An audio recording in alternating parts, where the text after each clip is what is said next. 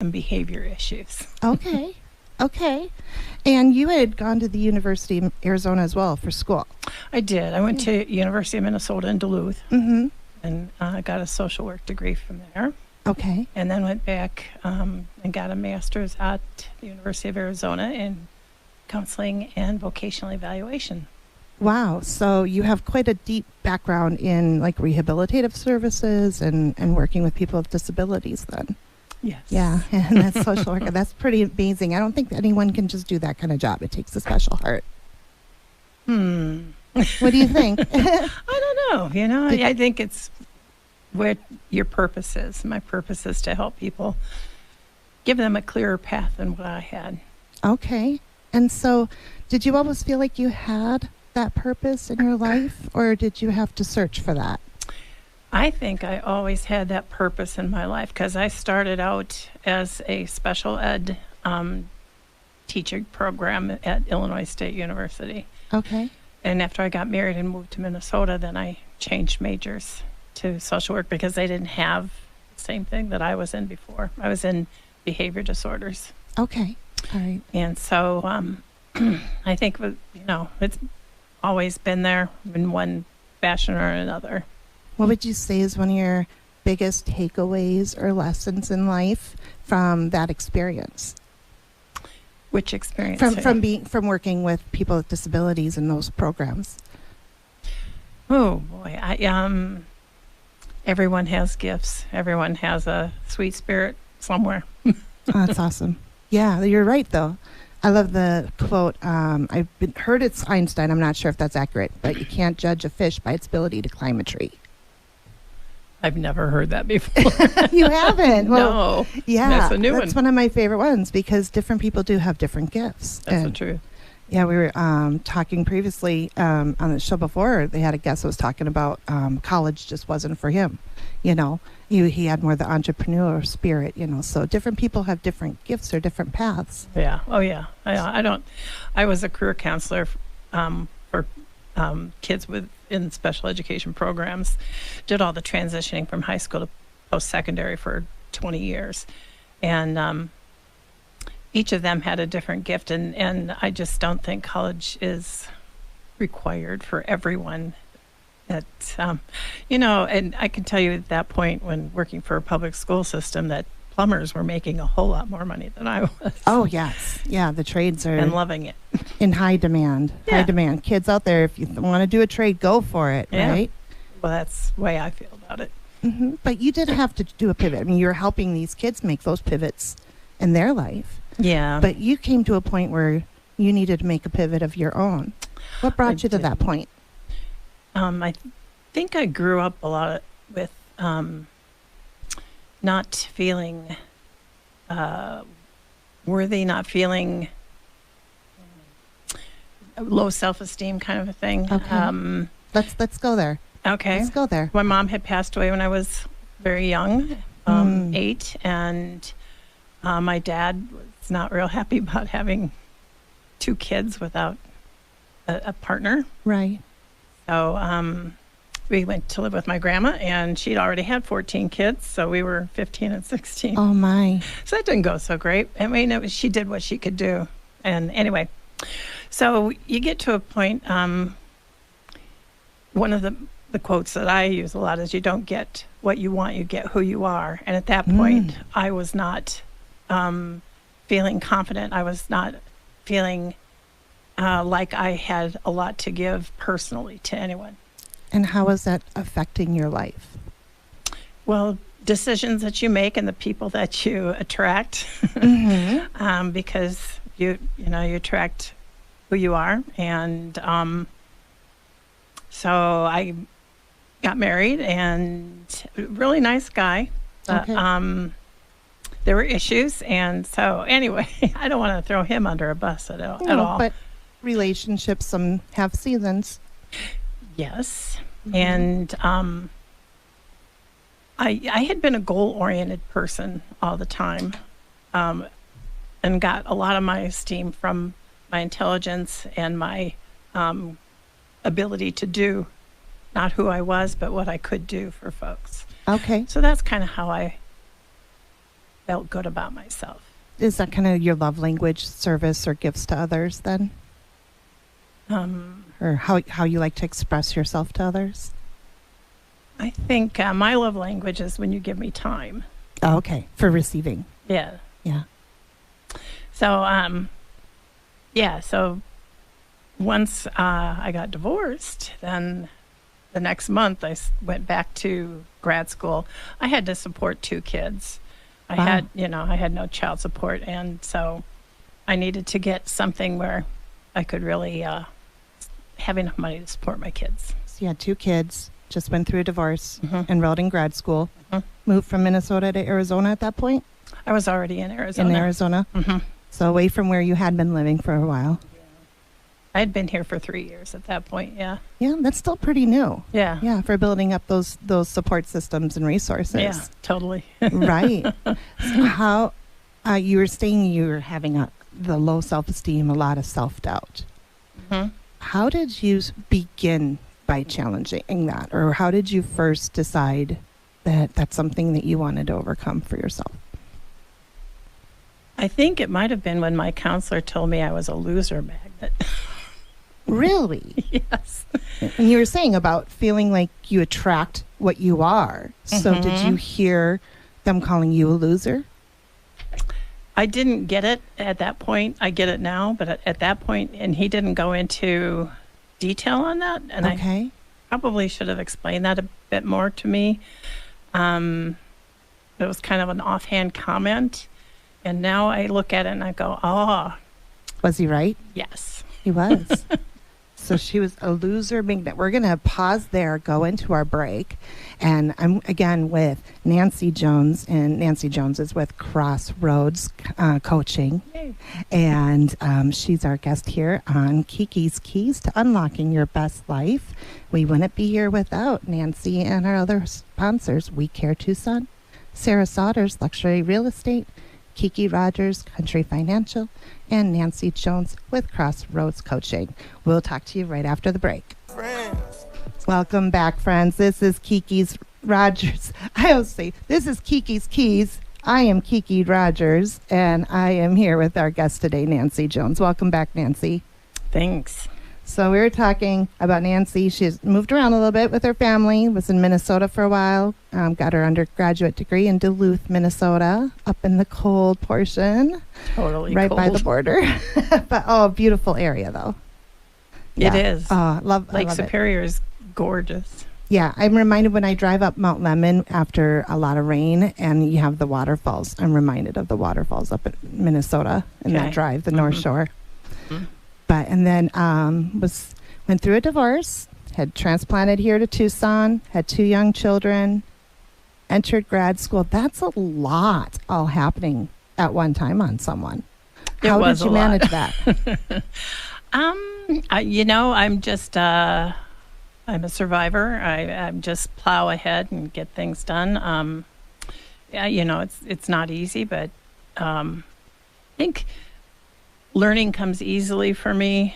So grad school wasn't difficult except for writing papers. Okay. And so that was really hard with 2 kids, and my ex-husband had moved back to Minnesota, so You were a single mom at that point. I was totally. His parents lived here, and they were very supportive. That's so, good. Yeah. So, but it was still, taking kids to the U of A library is not the best situation. Right. When you're Mhm. trying to get those deadlines done and Right. you do your research, but you got 2 little ones with you. That is a lot on one person. Were there resources for single moms on campus at that time? No, and there weren't evening classes, so it was really hard. I did find a job where I could work around my schedule, so I worked 27 hours and went to grad school full time. And what was your focus for grad school? It was counseling and vocational evaluation. Okay. Mhm. And how did you see yourself in the future using that degree? I don't remember. Okay. I ended up getting a job and this is one of the things actually that was in my head, was working for the school systems in work programs with special ed, because I had the special ed background already. And so that's actually a district called me and asked me if I was available, and I was going to graduate in May, and this was in April. Okay. So it worked out It very all well. fell into place pretty well there. It That's did. great. But it sounds did. like you put a lot of work into making it happen too. Yeah, I had subbed a lot at that district, so they knew me. And Okay. so, yeah, Those connections. make the that connection, Makes a lot. develop the relationships. So, at what point then did you decide you wanted to make a career change for yourself? So I started coaching with the Department of Education, Okay. and I went through a certification program with them to learn about coaching and how to do that, as what the coaching skill looks like. Loved it. Worked with teams around the state, helping teams in improvement in a program called Professional Development Leadership Academy. And I was like, oh my gosh, this is what I want to do. Okay. I want to, yeah. So it sounds like you were kind of in that realm already, and this was an extension or like an evolution of what you were previously doing. Everything builds on the next thing in your life. Right. The more you grow, the more you know, the higher you get, the more awareness you have in your life, and the more awareness you have, the more choices you can make. That's really good advice. How did you come to understand that for yourself? Well, I have some great mentors, and I am with John Maxwell. So he's a #1 international leadership expert, and he is an awesome person that, opens up possibilities. The different people that I've been around, one of the things that for the change that I did for me, for my personal change, a lot of it, there's a gal named Alexis Lopez, and she did a self-hypnosis group, and I got into that. Really? Yeah. And I had never That sounds considered that ever. very, alternative, not something you hear of very often. How did you get connected with them? She was in a networking group that I was in. Okay. And so I really, I learned a lot about the subconscious and the messages that were in my subconscious through that thing. I had never before noticed. And then I went on to do neuro-linguistic programming training. And in that, neuro-linguistic programming teaches you to notice what you're thinking and what you're feeling at different times. Kind of being mindful of your emotions and your thoughts, or even deeper. I think it's deeper than that. Even deeper. Yeah. Wow, because even that can be really a struggle for some people. Just to be aware of what they're feeling. I guess I'd gone through life mostly just, feeling, but not really taking it into account a whole lot. Oh, you would not listen to your feelings more. Maybe I listened to it, but I didn't do anything about it. I see. And hearing, and they call it echoes. You give yourself a statement, or in this particular program, they had statements that you said to yourself, and then you listen to what your subconscious came back to you as a reply. They call them echoes. Oh, wow. And prior to that, you said you were struggling with a lot of low self-esteem, a lot of self-doubt. We hear the term a lot these days, imposter syndrome. Are those some of the things you were addressing as you were doing that practice? Probably not imposter syndrome. It's more just not feeling that I was valuable personally. Okay. I had a lot to give professionally, and I've always, to that point, had been relying on my professional expertise to create relationships and to give value to other people. Yeah. I hear women, not to generalize too much between genders, but I think for women, we do that a lot. We suppress ourselves and not listen to ourselves to be of service for others. Well, it's possible. Yeah, probably. But and I don't know unless you're aware that and are noticing. Unless you know to notice, and not to judge it, but just to go, that's interesting, Okay. and then choose if that's a valuable or a real reaction to that. So a lot, the subconscious has everything in it, and it's not all true. Uh-huh. Okay, it's a bunch of stories. It doesn't have a judgment filter, and so you just whatever you put into there, that's what it believes. So if I'm a loser magnet, then that's what I must be. So it's how do I feel about that, and is that something that I want to keep? Is that something that I want to be identified by? And then looking at your ideal self. So who I am now and who I want to be, the person I want to become, is also important. And knowing that every day I grow, I change, and I'm never back at that square that I was yesterday, because I'm a different person today because I've had different experiences. So being aware of that and just latching onto that and being positive. The first time I saw myself as being really positive was after my cancer diagnosis, and I saw other people having breakdowns about it, and I'm like, let's go. I just have to do the Really? next step. How long ago was that for you? 16 years ago was the diagnosis. Wonderful. 15, yeah. Yes, you have been through so much, and you have so much great wisdom. You tapped into a lot of wonderful resources with your education and your experience in your career. Share now, what is life like today for Nancy, and what is driving your passions right now? All right. Well, now we're into the good stuff. Yes. I am living my best life. Are you? I am. It's just wonderful to be here. And what does that look like for you? it looks like I am helping people. I am financially secure. Mm-hmm. My kids are doing great. Awesome. And I have a puppy. You have a puppy, yes, little Oliver, your corgi. Yes. Oh my goodness. So, and it's, I feel like every day I'm growing more. I'm learning more things. I'm gaining more skills. And I'm just so excited to share that with other people. Well, that's awesome. And so now you do coaching yourself with others. And what, first of all, just if someone's interested in getting involved with coaching or have more questions for you, how can they reach you after the show? Probably by texting me at 520-704-7600. Wonderful.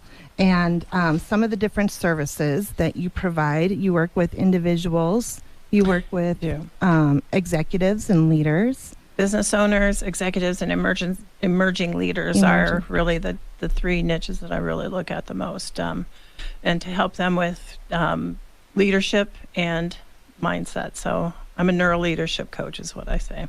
Okay. Leadership is really everything rises and falls on leadership. So, but you have to have a good mindset in order to be a good leader.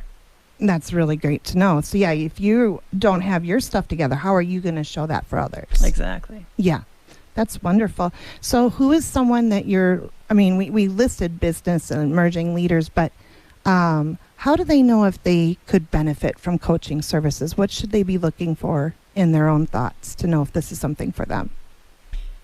So anyone who wants to grow and wants to have a unbiased person to help them, coaching is about asking questions. And so I'm not a consultant. I don't tell you what you need to do. We work together. I'm more of a guide, I guess, and a thinking partner to help you think through what you want to do, what's the best way for you to get there, how to reduce some of those obstacles that get in the way. And I really look for folks who want to grow.